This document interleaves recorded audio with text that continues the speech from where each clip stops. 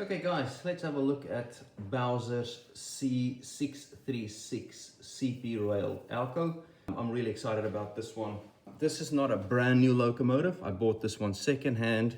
I still think I paid a little bit too much for it, but they are expensive. These locomotives are not cheap. Now this one was factory equipped with the loksound.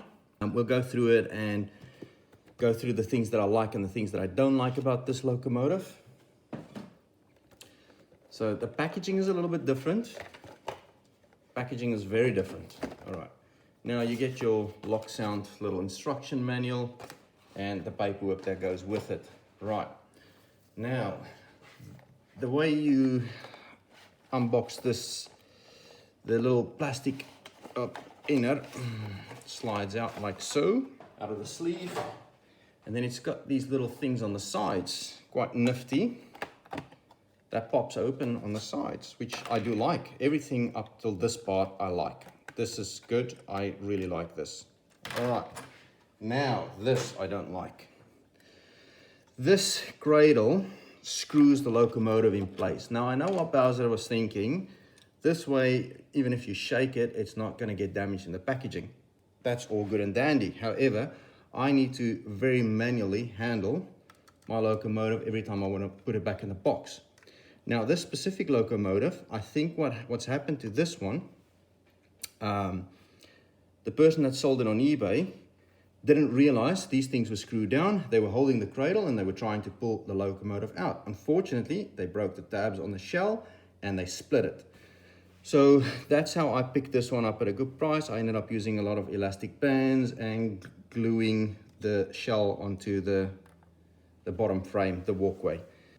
Yeah, so let's move past that. The packaging, I don't know. It's some of the guys down at the club like it. They swear by it because they're used to it. Me personally, I think it's a lot of fidgety and a lot of unnecessary manual handling on your locomotives. All right, once you have it out of the packaging, this is the beast. Guys, I'm so excited. I've been waiting for this for a while. All right. So none of the grills are see-through. There's some sort of see-through action at the top, but I think it's just smart molding. I don't think any of this is see-through.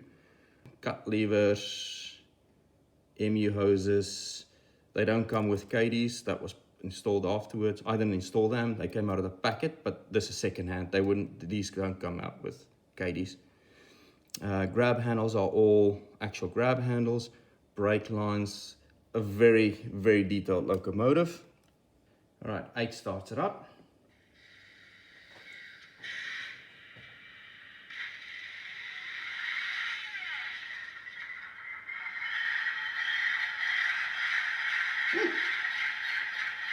Love it.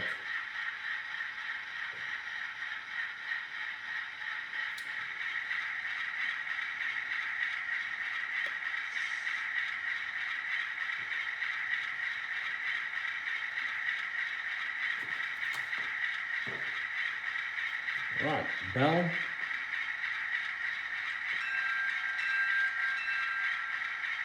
Horn.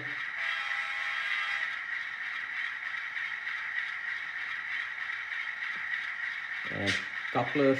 All right. I'm just gonna back her up. She's got pre-programmed momentum in her, guys, so she takes a while.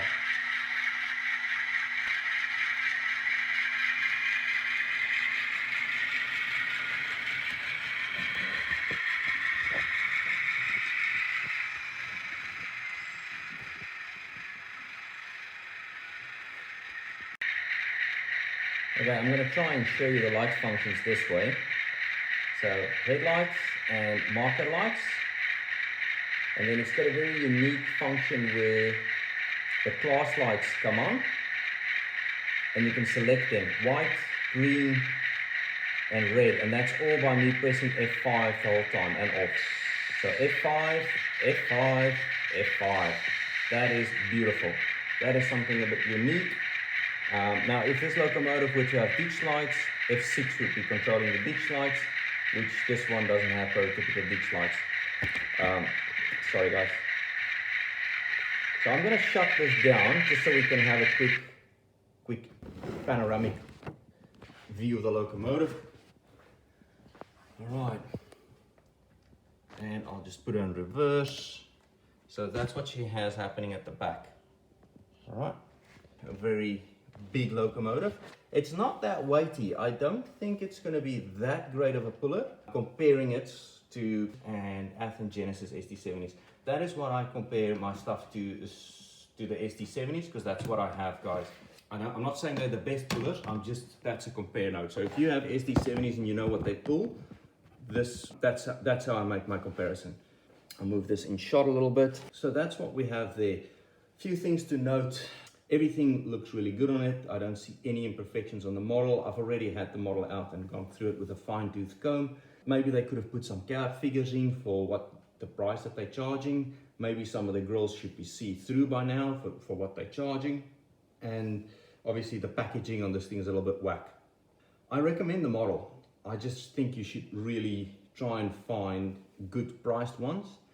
The pricing on these are a bit high for my liking. I always wanted one. I wanted a CP rail one. I'm probably gonna get another one, but that'll be in the foreseeable future. That won't be right now, because I'll wait until their prices hopefully come down a little bit. But yeah, good job, Bowser. I think it's a great product. I do wish you can try and adapt your prices a little bit more for the poor man. I do like the ESU loksound. I think you guys did a smart thing pairing up with ESU loksound. Sounds phenomenal.